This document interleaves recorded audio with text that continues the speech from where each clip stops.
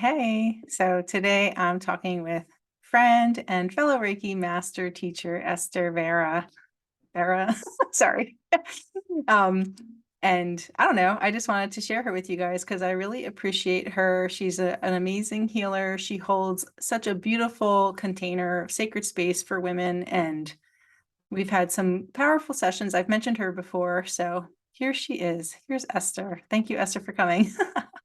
Hi, sister. Hi, Karen. Hello, everybody. My camera zooms in and out automatically, so forgive that. Yeah, most people will be listening anyway, so.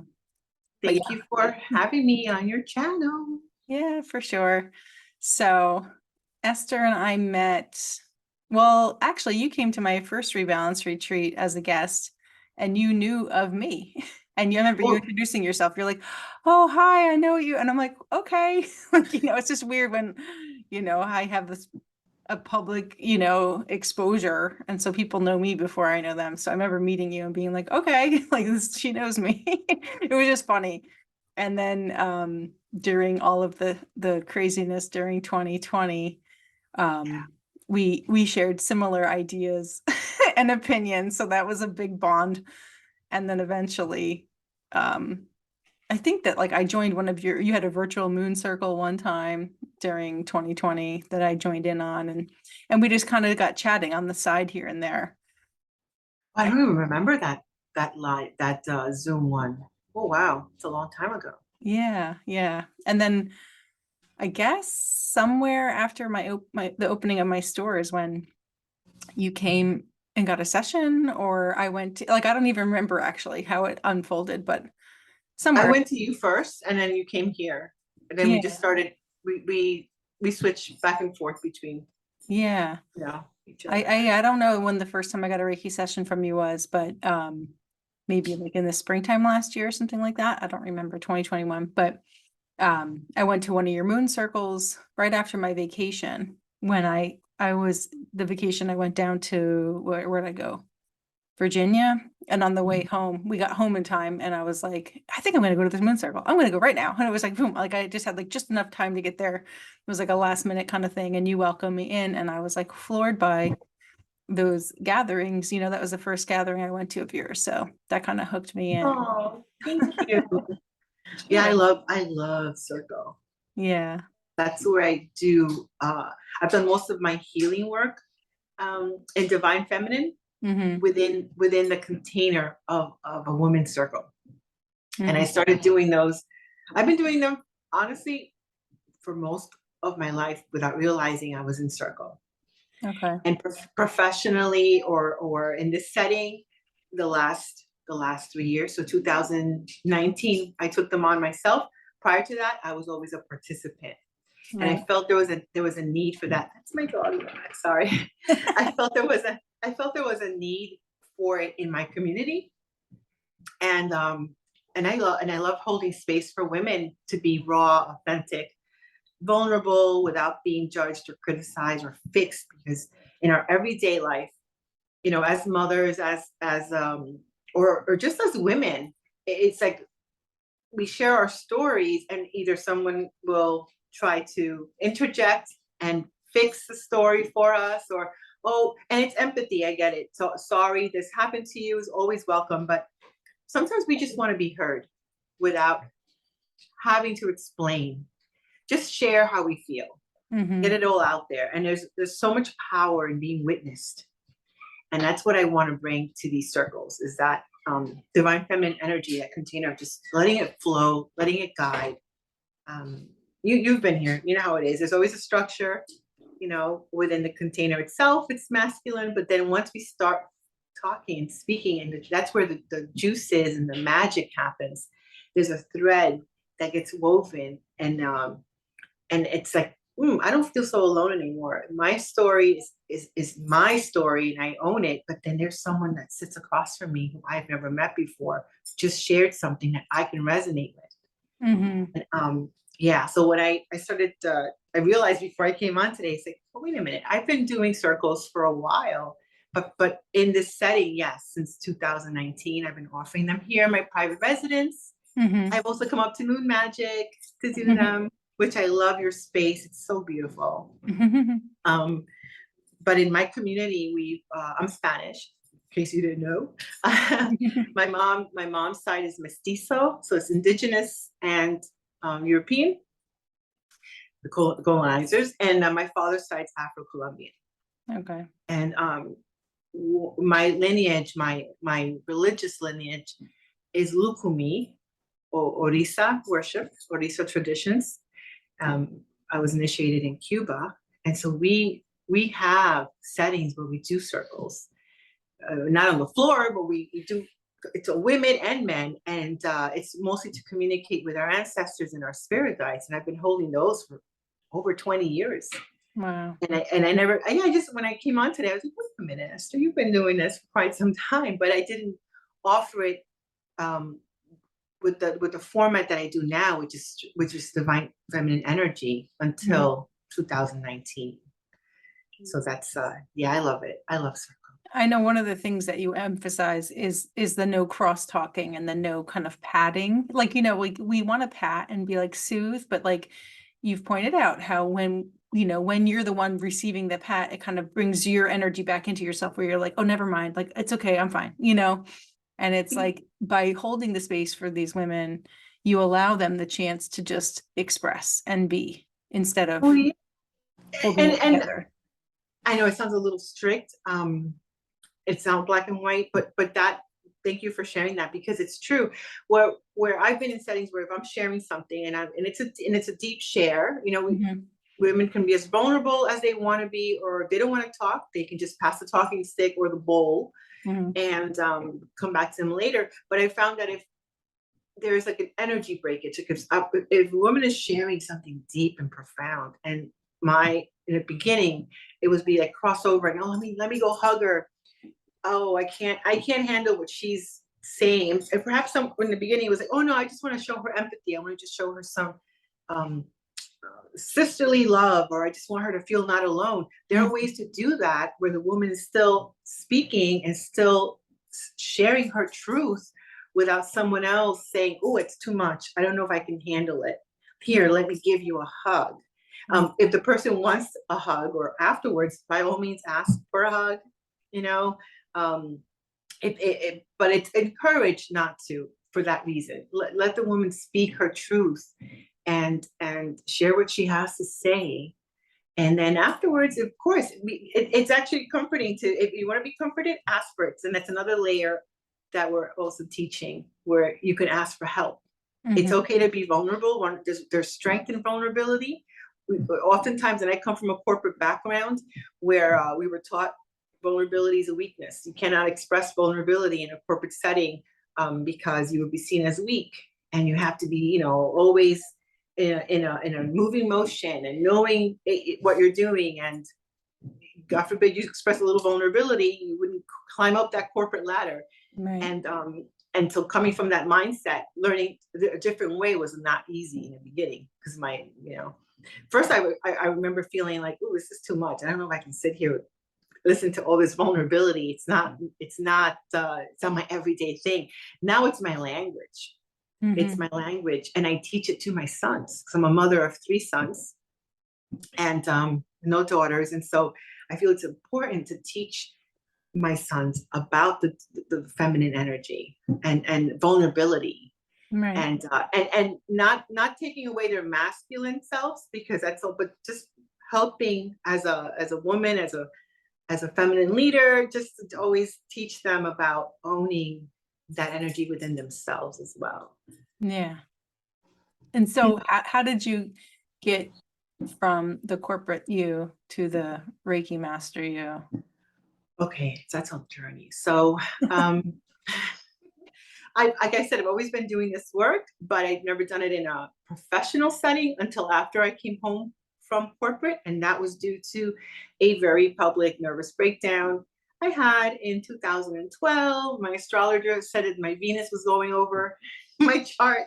I didn't know about astrology back then, but I'm a survivor of September 11th. And, without getting too deep into it, because even you just saying it, my heart starts to go really fast. I have severe post-traumatic stress disorder, diagnosed with severe PTSD. And I never talked about 9/11. I survived it. And Mhm.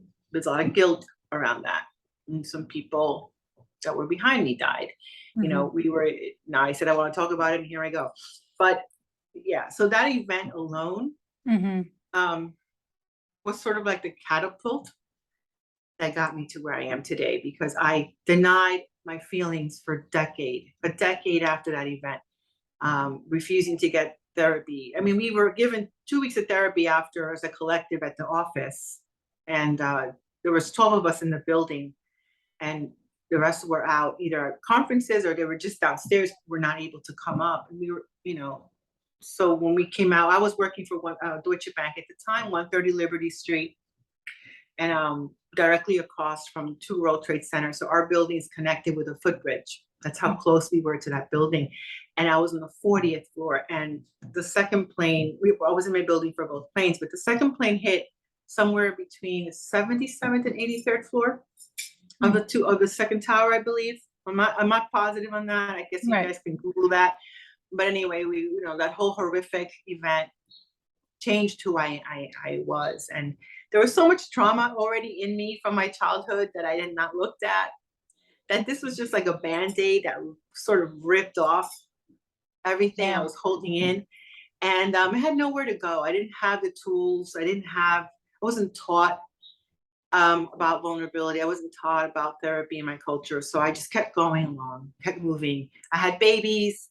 I kept going to work. I did all the things Mhm. until, 2012. Prior to that, I was exhibiting episodes of depression and anxiety, and mostly around PTSD always around September. I didn't realize it was because of 9/11. And I Right. would take 2 or 3 months off. They would send me home. I would come back, because that's the corporate mindset. You can take off some time, but you got to come back. If you want to keep your job, you want to excel.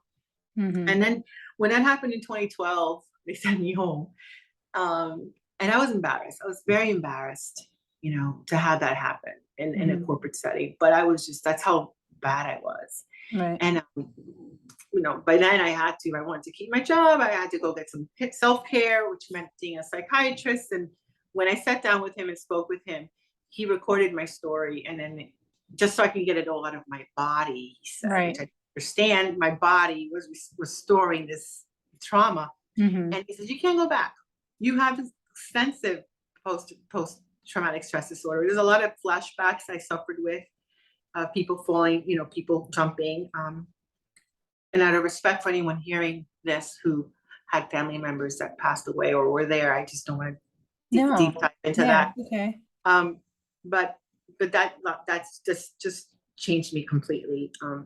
It actually came out in a documentary I didn't know I was in, Hmm. because I could not watch any other of the anniversary. Right.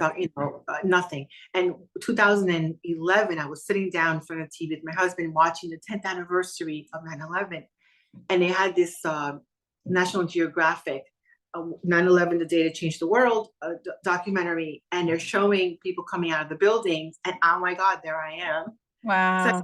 seconds before, because we had just gone out of the tower, area when the building fell.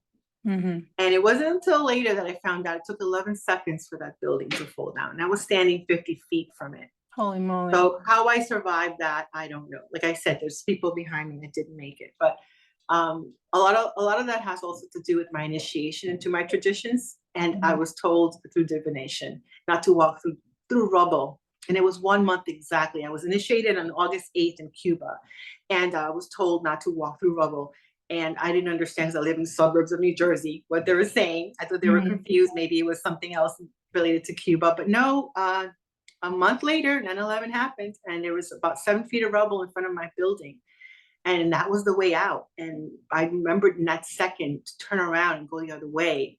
And that's when the, Wow. and Oh that's my when the God. building, That's got goosebumps. yeah, and that's when the building fell, And I ran for my life. I got thrown. I don't remember a lot. It was terrible. I developed skin cancer after, from the cloud. I have obstructive sleep apnea. I stopped breathing. So, I finally got the courage in 2020 to go seek a lawyer, because I didn't think I deserved to have any of that money, because of I wasn't, you know, one of the people that died. Right. Um, but they felt like I had a case, and so it's pending because it's a lengthy process, and it wasn't for the money, it's just for the healthcare. I just needed to have, Mm-hmm. they give you free therapy and stuff like that. But yeah, so that event sort of like pushed me. I couldn't go back to work after that, and then I got diagnosed a year later in 2013 with a brain disorder. Mm-hmm. And doctors weren't sure if it was related to 9/11 or not, but I had brain surgery in 2014 March. Hmm. And that pretty much sealed it. I wasn't going back to the city. I wasn't going to be the old Esther. Who am I now? And I started looking for alternative therapies to heal my body because the doctors were talking about chemo and radiation and more surgery. And I said, oh my God, they're going to kill me. Mm-hmm. But I decided to start investigating. So I looked up acupuncture, and acupuncture did amazing, was great for me. And then discovered the world of Reiki. Mm-hmm. And then that was like profound in my life. And so all the healing work that I offer now here has come from my own healing journey, and seeing the benefits of it, and seeing how it, me personally, has put me back together. Right. All these little fragmented pieces of myself have come back and have been infused together. Learning about the goddess has been amazing for me. I mean, you know, I live my life daily in ritual, whether it's a cup of coffee, talking to you, especially when I do Reiki, especially when I do circle. It comes from a place of like knowing that this is real. It's medicine. It doesn't look like the medicine I grew up understanding. Mm-hmm. You know, especially not only in the corporate culture, but my Latino roots, where you don't talk about mental illness, where you don't own that you need help, where you never ask for help. You offer help to others, to the Mm-hmm. point where we exhaust ourselves, but we do not ever ask for help back, because Right. that's like, oh no, we don't deserve it. Let me tell you, Karen, that's the old me, it's my old identity. It's just yeah, I'm just a different person the last 10 years. But it was 9/11 that really just set me in this healing path without me knowing, because Right. I just initiated also as a Lukumi Odisha priestess and out of Cuba, and my community was important in keeping me together, and my elders, because it's a community based with elders and respect for the elders, and so they just, all the traditions, all the rituals, all the ceremonies, it was a sense of community, and that really gelled, and it helped me to just keep it together. But I never discussed 9/11 with anyone. It was like it's like something I don't talk about really, and Mm-hmm. until my body decided otherwise. It was Yeah. like, no, you need to go get help. You better listen to your body. And so here I was, you know, public nervous breakdown, medication, then this brain disorder, and then yeah, it just flipped my world around. And like I said, I always had a spiritual practice. I always had this spiritual community, but it was, for me, it was like a personal thing. Mm-hmm. It was a way of life. And it still is a way of life. I just never offered it to the public. Right. That came in 2019. After sitting in a lot of circles with other women doing this work of the divine feminine. Mm-hmm. That's when that's when I felt called to offer it to my community, and to anybody, actually. Really, I've sat with men. My sons are teenagers. I bring them down and their friends to sit with me. It's good medicine. It really is. It's such a like a wonderful offering, and you bring such a nurturing, safe, energy to all of it. And I don't know. I really appreciate what you bring, and Thank and you. and the and the magic of how it all unfolds. It's Thank always you. perfect.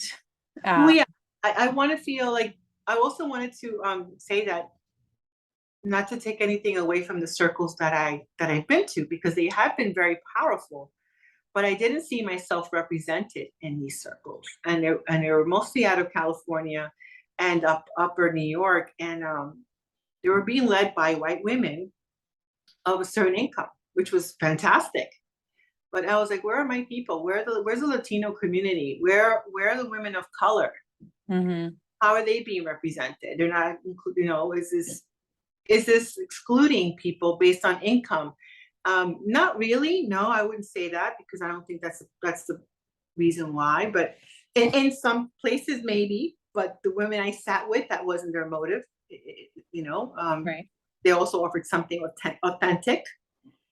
But the community that it was surrounding didn't have that many people of color or Latinas. It was a predominantly white neighborhood, white community. So I live here in this town, which is made up of, I think, over 80% of white, but there's a diversity here. Mm-hmm.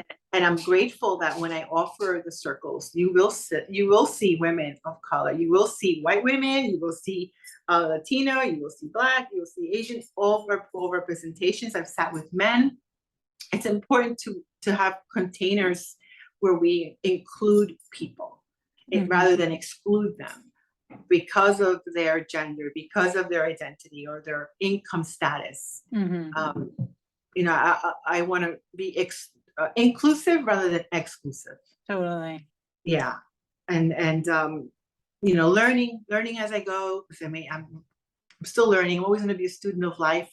I would love to you know, start incorporating more like Spanish speaking folk, like where that's their main language, and teaching it, you know, teaching circle to them, teaching Reiki to them, because it's profound work. It's life altering. Reiki is beautiful. I love Reiki. And did you always hear spirit as clear as you hear it now, or did that kind of evolve with your Reiki journey, with your spiritual journey? Reiki made it more powerful. Yeah. Initiating as a leukemia, perhaps also heightened. I know definitely it heightened my skills. I've always heard spirit, but I was afraid of it because I grew up in a very, very religious Christian background. Yeah. I don't know if I can name religion or not, because, you know, let me get that crowd out. Right. But my parents my father, may rest in peace, are both devout followers. To this day, I was excommunicated. Right. I was excommunicated from that religion in my 20s, and I did not know how to pray after, because that's what they told me, that God wouldn't hear me. Oh my God. And then then my husband and I met, Oscar and I met, and he's the one who introduced me to Lukumi, to Kifa Orisha. And I was terrified of it because I was taught that it was the devil and all this. And it starts with consultations and readings, or divinatory readings, because not everybody's called to initiate. So initiation isn't for everyone. I had it for health reasons, but also was my path. And I always had a gift, but I never talked about it. So it was for me interesting to have someone else tell me, you have this gift and you need to honor it, and they're waiting for you on the other side of the veil. But I was terrified of it.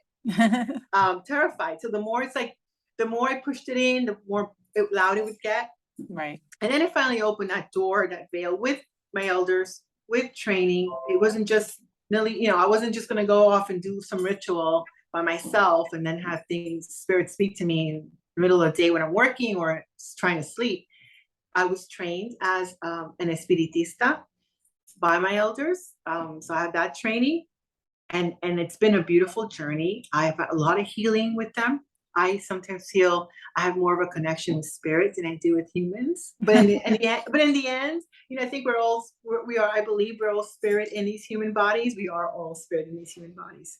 So I love it. And it's just trusting my intuition has been key, right? Because in the beginning, when I was young, I didn't know, is it me? Is it them? Is what I'm thinking right? What if I'm making it up? What if I make a mistake? And I learned over time is always ask permission from the person that you're about to give a message to, because not everybody's open to receiving.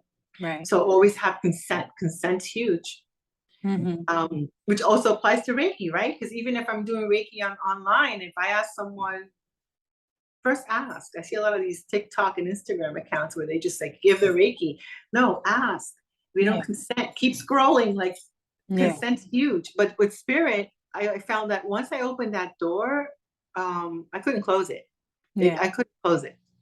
And it gets louder as I'm getting older. And I'm learning to trust it more.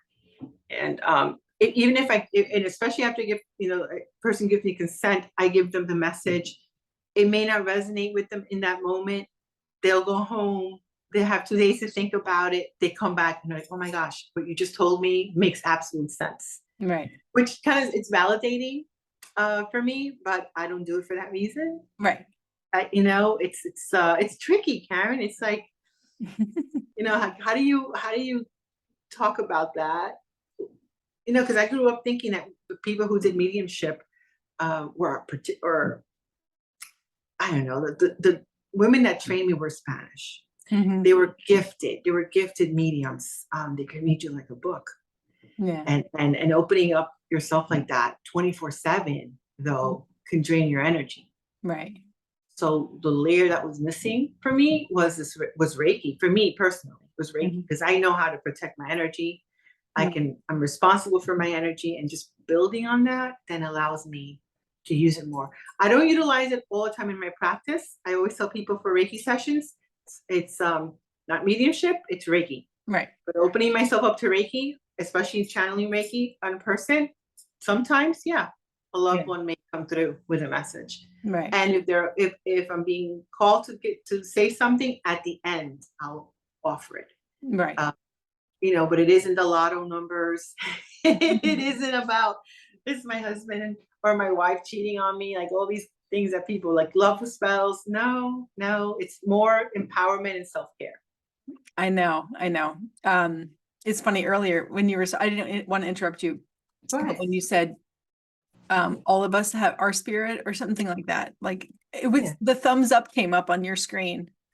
Like it was just the hand with the thumbs up, and I was like, oh my God, like I know you didn't hit your screen. See, I don't know, that's spirit. That was so funny. Well, when you and I get together, weird thing, we shouldn't say weird things. I think magic happens. Yeah. Magic. I know. I've mentioned you more than once on here, how because you're who I get Reiki from. I also exchange with my friend, thank you. And my friend Leslie, I'll exchange with as well. So the two of you kind of help keep me straight, keep me from overgiving and, finally getting some chance to receive. But I forgot my train of thought. That's okay. Oh yeah, but what I often have said about you is how you would bring my mom in, and I'd be like, damn it, Esther, like I'd get like mad, not mad, but like, you're like, shit, like you just kind of open up that cork and it's just like the love pours out my eyes. Right. And you gave me that hug that one time, and it was totally like a channeled my mom. Well, yeah, And I do it was channel. crazy. Yes. I could, that mother safe nursery hug, and you were just like, I think you like tucked my head into like the nook of your chest and just kind of, it's like, and I don't remember, isn't that, sometimes I don't remember. Well, because it's a full channel. Yeah. It's a full channel. It's not, and it isn't what I grew up thinking it would be like on television. You see these horror shows, or you see, like different things, and the mainstream media does damage a lot of what. It's the music. They shouldn't do spooky music. They could just tell the content, but they always present it with such spookiness. I rewatched Sixth Sense like last year with the family. Me and my husband, it was like our first date, which is very ironic because, that's our big split is the belief in the afterlife and whatever. But when we rewatched it and we brought the kids to watch it with us, they had this scene where they were basically like meeting with mediums, and it was like a meetup. It was like one of our kind of gatherings, but it was down a dark alley. They had to do like a special knock, and they opened the door all suspicious before they let the people in. And you're like, oh my God, like what a disservice this is doing. Yeah. Imagine. It's like so spooky and dark and hidden. And I tell people to come in through the left side gate, but I put lanterns on. I know, and rose petals. Yeah, you make it very welcoming. Well, yeah. I mean, it's also, I think, a reason why, and you're not the only one that says that, like they're hesitant when a nurturing element is brought in, isn't because the person doesn't want it. It feels foreign because it's vulnerable. It's vulnerability. Yeah, it opens that door to just break down. It's vulnerability. And can I be vulnerable? Can I be vulnerable with someone I don't know? And will they judge me? Will they? And that's what I offer and everything. I Reiki, circles, my candles, everything. It's just authenticity. Just be who you have to be. especially because of the journey I've had, you know, in the last four and a half decades of my life. I'm entering my 50s now.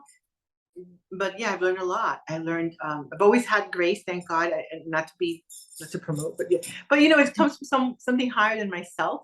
Mm-hmm. And instead of using it to look down at people, no, I use it to understand where people are coming from. Mm-hmm. I think from also having survived so many different things in my life. Right. You know, 9/11 was the biggest thing. Then I had, then my son, oh my gosh, my son's here, but my son's alive, but my son was a heroin addict, and that literally destroyed me. You know, Mm-hmm. he's recovered now. He works in therapy himself. He works in a rehab. He's amazing. I love him. He's about to be a daddy. So I'm gonna be a Nona in next year, God willing, everything's good. But that seeing my son go through that, right, and what that does to the human body, to the mind, and as a mother holding that, and then understanding codependency because of that, recovering from codependency because I didn't understand that I was codependent. I didn't Right. understand I was enabling. So everything, sure, when I was going through it, it sucked, it hurt, it killed me. Mm-hmm. I didn't want to be in it. Now after, it's like the lessons. What lessons did I learn from this? Yeah. So that mentality has really helped me versus the, oh my God, this happened to me and it sucks. I can't, you know, for many years I was in that mental state of, yeah, I was abused, I was traumatized, 9/11, my son, I can list. Right. Like the victim archetype and the victim mentality, and how would that help me? How does that utilize? Instead, I started to learn about the dark night of the soul, Right. and extracting lessons from these different events. Doesn't take away from what happened, Karen, but it helps me better understand it, and then be able to offer that medicine up to my sons, number one, myself, my sons, and anyone that walks in through my door.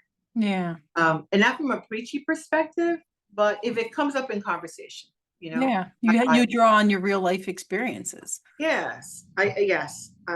Is it, you know, not, and I can hold space for people who are coming here with different things because I understand it.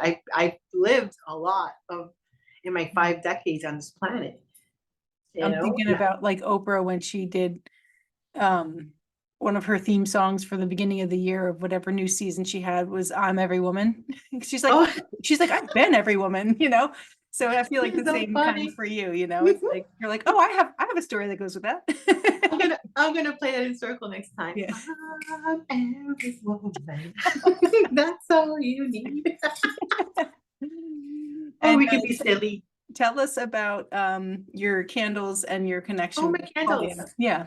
Okay, so yes, so I met Claudia in 2018, 2019. I love her art and I bought it for myself. My husband bought me a painting of Mhm. her depiction of Mary Magdalene, which is hanging on the opposite side of my room. Mhm. This is her original black oil on canvas of Mother Mary, which I love. Mother Mary is my patron saint. Mhm. I love her, and I work with her energy a lot. The Right. energy, and then Mary Magdalene, the energy of the rose. Mhm. And Claudia and I developed a friendship, and you can check her out, olivosartstudio.com. And she gave me, she licensed me, the license, I guess is what you call it, right? To utilize her artwork Yeah. so I can incorporate it into candles that I make. Now these are paraffin candles, and they're kind of thick candles, you can see here. This is Gaia, her depiction of Gaia. And this one is not jujued up. I'll show you one that is. This is Mother Mary. Nice. And this is her artwork. It's beautiful.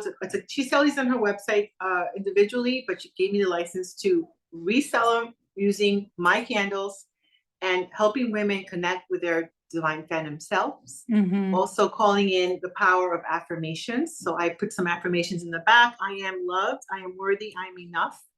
It's all about the power of intention, the power of the subconscious mind, of retraining our subconscious mind with affirmations. Mhm. And this is just the base. You can go from here. They all come with these. So this, let me just show you. They have authentic crystal chips, Mhm. organic herbs. This has lavender, rose, and basil. This one has kyanite. It has rose oil. It has an attraction blend oil that I utilize. It has sacred powders from my lineage Mm-hmm. that it's all to attract, to bring in love, peace, happiness, Yeah. serenity. And I love them. They're gorgeous. This is Kuan Yin. Mm-hmm. The artwork is really pretty. Yeah. Sold out of my other ones. But I have Hecate, I have Oshun. Mm-hmm. I will have a small table at your vendor event in November. I'll be there. Go check me out. And you have like that green witchy aspect to you. When we were at the circle the other night, you handed out like, or passed around the rose water to put on our Oh, hands yes. and do stuff. And I just don't really have any experience with rose water. And after I put it on my hands and I just like dropped my hands down, all of a sudden my hands were like vibrating and I could feel like the energy, like, and where I had traced it around my auric field, I was like, holy crap. Like I, not that I didn't believe it, but I'm always happily surprised about like feeling energy and things that like it kind of sneaks up on me, because it's like, of course I trust it, I believe it, but to actually feel the energy in my hands. Oh, rose water is I was amazing. like, holy moly. You can make your own rose water. Get distilled water, get some rose petals, Mm-hmm. not the dyed roses, because sometimes you get those blue roses or the roses that have different, cute colors. You want to Right. get like red, Yeah. and, Yeah. and rose is the queen of the flowers. So it's a high vibrational frequency to that.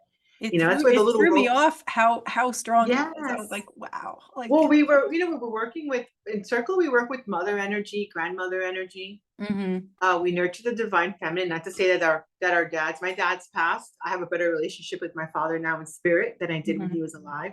Right. Oh, by the way, speaking of my dad, he spent 20 years not talking to me when I got excommunicated, over 20 years. And then he passed away tragically. And it took me a little while to come to him because I wasn't sure, Yeah. but when they're in spirit world, they're no longer whatever denomination they were here. Mm-hmm. And so the connection, he's one of my protectors. He's, there's a system, there's an education piece that I was taught with by my elders on how to connect with spirit safely, authentically, and with reverence, right? Because he's not my ancestor. Right. But the rose petal, going back to the rose water, the rose water is high frequency. I make my Florida water too. I don't have anything here to show you. But that's based off of a recipe that was shared to me by one of my religious elders. Mm-hmm. It's a citrus base of lemon, mandarin, and orange peels. Mm-hmm. And I go to the market, make sure it's organic. I mean, some people don't do that, but I like to go the extra step. Right. And then the rest of it, there's a combination of herbs that go in, and each has a purpose, right? Yeah. There's to it. Like, I know. So sometimes I have to refer to my book. I have a little notebook. Other times I know, because it's stuff that I really was never exposed to. So I think that, there's a few of my friends that have educated me or at least exposed me to like knowing about the medicinal aspect or the healing aspect, the healing properties of herbs and plants. And it's just really neat. And I know that you really like basil too. Oh, I love basil. Rue is my matron. I call rue my soul, like my soul herb. I have a big plant of rue outside. Yeah. And I incorporate a little piece of the herb in my Florida water, or sometimes just with like the vodka, or you can buy, like some markets have colonias. I don't know how you say it in English. It's not perfume.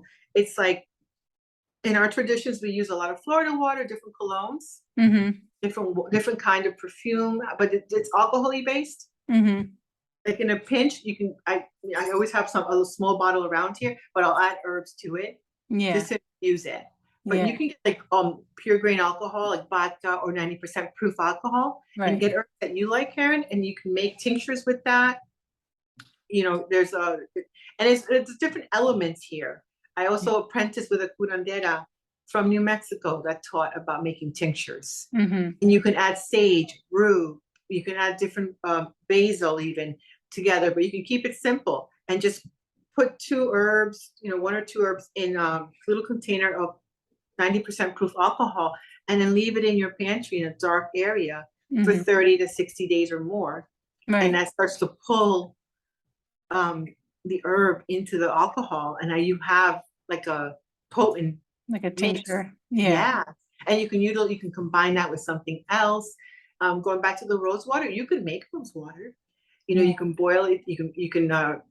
I use distilled water with like a bunch, like if I have 12 rose petals, 12 roses, I'll take those rose petals and put them in, and Mhm. I'll just simmer it.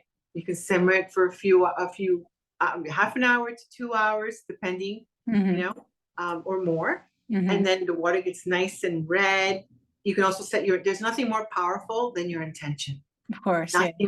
Nothing more powerful than your voice and your intention, and your hands over something, intending for it to be used for your highest and best good. Mhm. That's it, and it doesn't have to get too witchy or too complicated. It could be Right. something so simple. The most powerful magic, by the way, is very simple magic. Yeah. The most Yes. powerful yes, is something as easy as just your words, your spell. Mhm. We're Mhm. casting spells all the time, we just Right. don't know. And witches Esther. laugh a lot. What'd you say? Witches laugh a lot. Yeah, right. It doesn't have to be serious or spooky. And I know the whole term of witchiness, or Oh, labeling as witch. And what is it, bruja? Is it? bruja, Yeah. Spanish. I'm a bruja. Yeah, my profile says Soulful Connections, Reiki Master Teacher, y bruja, because I was very hesitant to put that word up Mm-hmm. for decades. I've spent decades suppressing who I was. And Mm-hmm. then it took a near life experience, not only 9/11, but then my brain surgery.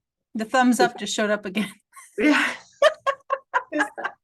I'm telling spirits here to get it that no, my time as a human on this planet is limited. Yeah. What am I going to do with it? Right. Well, I want to show up as authentically as I possibly can and teach my sons to do the same. Mm-hmm. Teach my children to follow their dreams, to just listen to their inner voice, to validate themselves, because those things were never taught to me growing up, and I had to learn it the hard way. And I Right. was blessed to have teachers to teach me how to hold circle, whether it's in my traditions or in the traditions of divine feminine work. Mm-hmm. These teachers may no longer be in my life, but I bow down to the knowledge that they passed down to me. Right. And learning, also teaching my sons, teaching myself this and my sons, that it's we are all teachers and students at the same time. Never place anyone on a pedestal Right. made out of our own bones and our own skin. Hmm. And our own blood, because we know, be teachable.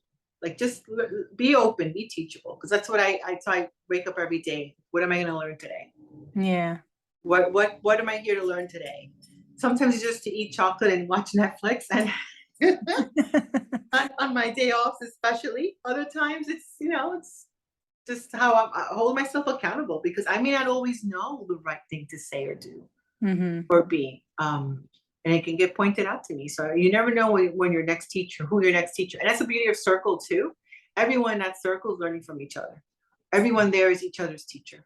Yeah. And You it know, always is beautifully divinely led and orchestrated. Like you say, like the thread gets woven through it where it's like a common theme for the night, or I always get nervous yeah. right before circle, and then I just sit down and just let it go. Mm-hmm.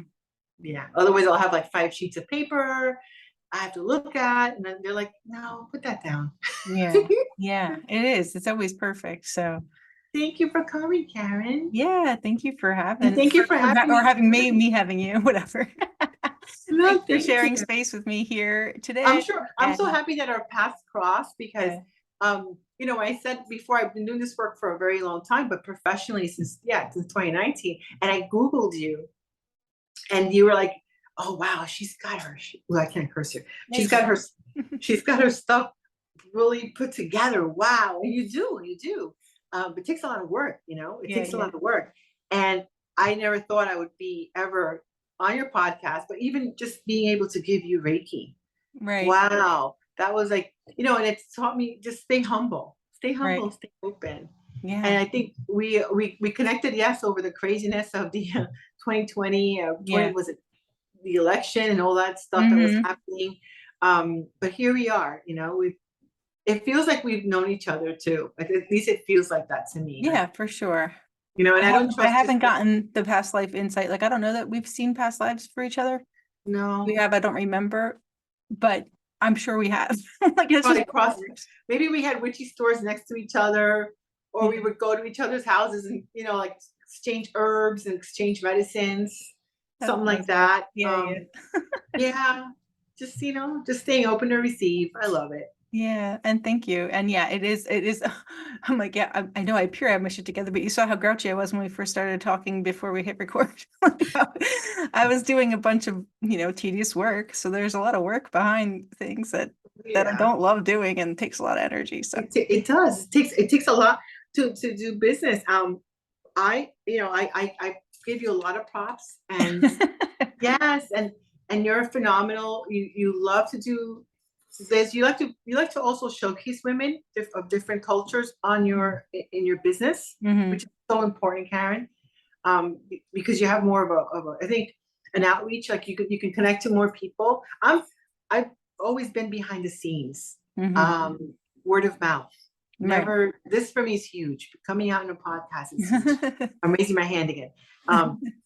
But being not the visibility part, it's just who I am. I'm more Right. word of mouth, I'm more low key, Mhm. but I'm being forced, not forced in a bad way, but spirit's been pushing me out of my Yeah. comfort zone. Well, I And so was pushed out of mine. I didn't want to be yeah, on the main road, yeah. in a storefront. But That but was then really, that's why I'm so glad our paths crossed, yeah. because you're so grounded and practical and welcoming, and you love to like uplift other women, Hmm. Yeah. and you really walk the walk, man. And I love that about you. You're so authentic. Like everything you do is just phenomenal, you know. Like, I wouldn't let just anybody, by the way, touch me, because I'm very Right. picky with my Yeah. energy. I'm picky with who lays hands on me. Right. I have to be. And so, yeah, you're the only one outside of my elders, by the way, that I allow Well, I'm to honored. to give Reiki to. I'm very grateful because it's so important and we all need it. So, if Self-care. you need it. So thank you. Thank you. And if people want to look for you, where will Yeah. they find you? I'm on Instagram under soulful_connections_. Hmm. Facebook, you can find me under Soulful Connections Reiki. Okay. And my website is soulfulconnections.org. Okay, cool. Yeah. And I And just heard today that the next full moon, I think, is also coinciding with an eclipse, and it's yes, on a lot Tuesday, of November energy. 8th. And I was like, oh, I will be back But by then. Like, because I have a little trip, but so maybe I'll host a full moon and maybe you could sit on mine. is that election day? It is election day. Let me I don't tell know you, if I would do it the day before or the day there after. is so much energy. Yeah. Right now, grounding ourselves, self-care is important. Energetic self-care, as well as just, detoxing, unplugging Mhm. from the news for a little bit, unplugging from our phones. Totally. It's beautiful out.